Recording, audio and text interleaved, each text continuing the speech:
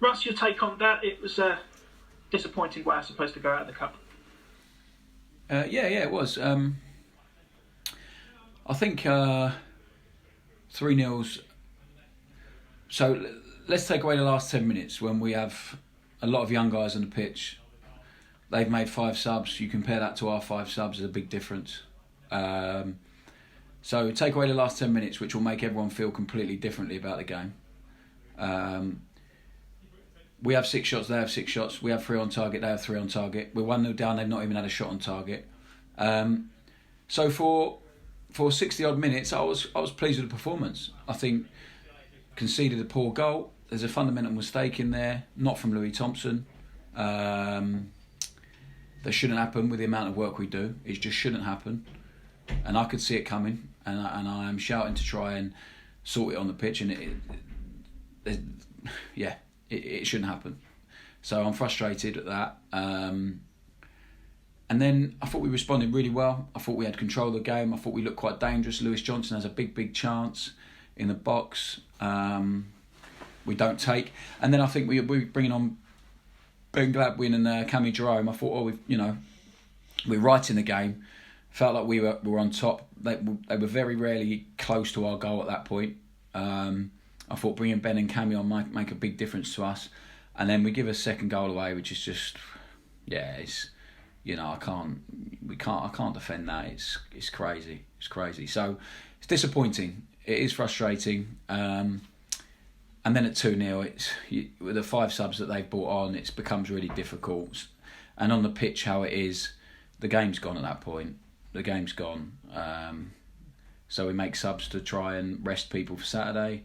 And after that, we look a bit of a mess. So I'm not going to be too heavily influenced by the last 10-15 minutes. I'm pleased with a lot of things I saw. I'm pleased with some of the performances. I'm not so pleased with some of the others, but it gives us loads to be positive about ahead of the weekend and loads to work on, which is always the case. And I think there will be a big difference in our team on Saturday because we are nowhere near full strength tonight. And you look at the guys that are sitting in the stand raring to go. They will really, really help us on Saturday. So, that's where it is. I'm disappointed to go out because we had a massive chance. We're very close to playing at Wembley and having a chance to win a trophy. So obviously I'm disappointed, but at the same time, we have to accept it and move on. Yeah, it was one of those where you look down your list of substitutes and you think you can probably only really look at Gladwin and Jerome as the experienced heads in that. And, given the number of players that you did have out, it felt like what Sunderland were doing was the opposite of what you were able to do. They're able to look at their bench and pull on their experienced guys, and you just didn't have that on offer tonight. Yeah, I think both teams weren't at full strength, obviously, but I think they finished much closer to their full strength than we did, so it makes a big difference. They've got one of the best squads in the league, there's no doubt about it, in terms of individual ability. They've got a very good manager proven at a high level, and they're going to be right up there. So it was always a tough game anyway, but having that and being able to do that, and us obviously being a bit weaker than we would like, it makes a big difference, and it showed in the last 10 minutes in particular. Lewis Johnson, though, getting his first start. What did you make of his showing? He looked lively on the ball. It just didn't seem to fall for him all that much. Yeah, Lewis has got obviously a long way to go physically and to compete with these guys week in, week out. But he's done great. He's been training with us probably for 6 weeks, 7 weeks now. Shown a lot of promise. Good athlete. Picks up really good positions.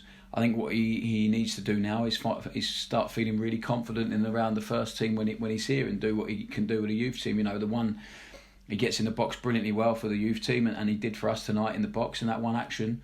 I remember the game he played at Southampton and Norwich as well. He's had a good moment in front of goal every single game, and at this level you have to take him because that's the difference. And as I've already said, they had 3 shots tonight on target, we had 3, and they win 3-0. So it's a big difference. And but he's done really, really well. He's a very promising player. He's got a fantastic attitude to learn and mentality. He's very robust, and he's as I said, he's not ready to play week in, week out now, but he's one that will really grow with us, and he'll be with us for a while. And if he keeps learning, showing the mentality he has, he's got a real promising future. There's probably a few eyebrows raised at seeing Louis Thompson lining up in the centre of defence. I thought he had a really good game, actually. Yeah, I thought he was excellent. Eyebrows raised, but we haven't got anyone else. I don't know what if they're questioning the decision, then if they can find me another one to put in there, that'd be great. But I thought he'd done brilliantly. We know he can do it. He'd done it in pre-season on the right side of a back three. And I thought, I agree with you, I thought it was really, really excellent. And it's really nice to have a fit and firing Louis Thompson back. And I thought on Saturday he was outstanding. He completely dominated Piggott, and softened Wimbledon up really, so Ben Glavin could come on for half an hour and look fantastic and do what he did on the ball. But I'm sure Ben will be one of the first people to tell you as well that all that hard work was done for him by Louis Thompson. So Louis, we know wherever he's going to play, he's got a brilliant mentality. We just need to keep him fit, and when we are, he's powerful, he's strong, great competitor, and really calm as well. Good footballer. So I was pleased with him tonight.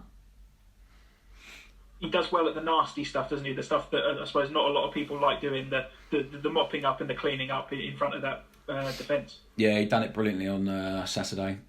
So with him, Dave Kasumu coming back, Ben Glavin is a different type of player. I look at the midfield options and really, really strong, but him and David in particular, I don't think we'll find two better that can do the nasty side of the game, the ugly side of the game as well as them, and be able to play football as well. Because there's lots of people who can do one or the other, but not both.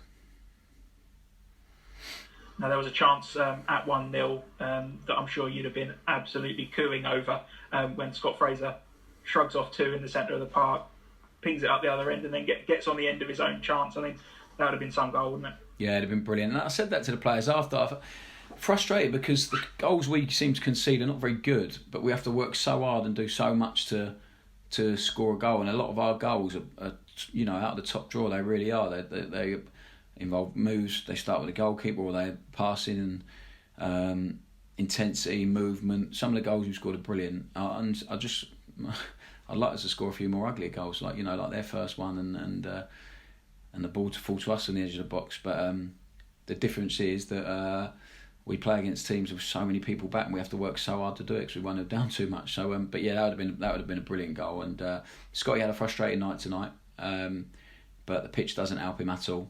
It's really difficult to do what you do that Scott Fraser does on a pitch like that. But he stuck at it out of possession. He does a fantastic job for us, and hopefully on Saturday he gets a bit luckier than he did tonight.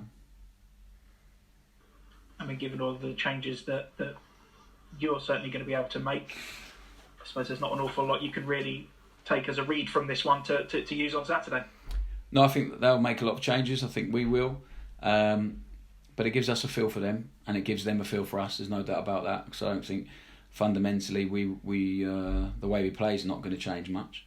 And fundamentally, I don't think the way they play is going to change much either. So the personnel will change. But so it's given both teams a nice sight for the opposition, and Saturday's going to be a very different game, I feel, and a very, very interesting one, and I'm already looking forward to it. A lot of times after these sort of cup exits, the managers say, "Oh, it's nice to concentrate on the league," but you were looking forward to this one, weren't you? It was something to really aim for. Yeah, it's just a missed opportunity, isn't it? So it's always going to be disappointing. It's always going to be frustrating. I would have loved to have got through. We've treated this competition very seriously all the way through, with a very small squad, and it would have been lovely. It would have been really, really good for us as a club and a team and a group to go through. But now we are out of it, all focus, as you said. But I'm not saying it's nice to have that removed. I would have loved to have carried on in this competition as well. But all focus has to shift on the next game, and that is Saturday. And now we need to move onwards and upwards in the league as quickly as possible. Nice one, cheers, Ross. No problems. Russ, obviously your team selection today was heavily influenced because of a lot of cup ties, but also injuries. What's the latest on the players that are currently sidelined with injury? So David was due to be ready for Saturday, and then I think I said to you guys last week, and then he had a setback. Nothing major, but it's just. We need to be a bit careful and take a little bit longer with Davey. So he'll be next week. Andy Sermon's back for Saturday, which is brilliant. And Jordan Houghton's really not far away either. And Kieran will probably be the one to return latest because he's obviously had a bit more of a long-term injury. But all looking progressing nicely, I should say, and it'd be nice to have at least one of them back in the squad on Saturday. Obviously, the transfer window finished yesterday. Busy time for you this month. Fan response to this transfer window in general has been extremely positive. Some fans have even said that it might be one of the best in the club's history. It must be nice hearing that sort of positive reaction from the fans, really buying into what you're trying to build here. Yeah, I'm really pleased they feel the same way as us about it. Obviously, we have to go and make sure that it is recognised at the end of the season as still one of the best. We're very, very pleased with the work we've done. It's been a long process to get to that point. And as I said, a lot happened yesterday as well. We are changing all the time. We are evolving all the time. We have to embrace change. I've said it before. The supporters have embraced a lot of change in a year or so, and they've been unbelievable. Really been brilliant. Really, really top. So yeah, we've been supported all the way through by Andrew Cullen, who's been brilliant, and the chairman, and obviously this talk again starts now between me and Liam Sweeten and the rest of the gang about moving forward and making sure we're ready for the summer. So yeah, it's constant. I don't think anyone thinks it's just we get to January and go, right, what are we going to do? It's we already start planning now. We'll review this window. We are delighted with it, with what we've got the players in terms of what they bring on and off the pitch, and now we have to get as much work into these players as possible, as quick as possible, so they become really, really strong performers for the team. So yeah, it's been brilliant. It's been hard work, and as I said yesterday, obviously brought its own trials and tribulations, and we can all move forward now with the squad we've got. Cheers, Russ. No probs. Russ, on the theme of the transfer window, this is obviously your second transfer window in January. This one felt more manic than the first one, particularly on the deadline day itself, with all the comings and goes yesterday. Did it feel quite manic in the heart of it all? No, I think it felt much more us, much more me than the last one. Last one was, we were in a difficult position in the league. I was very new into the job, so there was a little bit of fear and trepidation, which I completely understood. So we weren't able to do too much. This one felt manic, but it never really was. I mean, Griggy got done late, but that was probably the latest one. Zach Jules had rumbled on for a while, and we always knew it was going to get done in the end. I think the only manic thing was obviously someone coming in for one of ours really late on. And, fortunately, we were able to move on with that fairly quickly, and now we've got what we've got, which I'm really pleased with. Absolutely, yeah. Was Sunderland the tougher teams you could have got at this stage of the draw? Yeah, I think so. Yeah, probably. You know, one of the toughest, no doubt about it. I've said already in the interview that they've got one of the best squads in the league. Look at the experience they have, the strength they have. So yeah, it's really tough.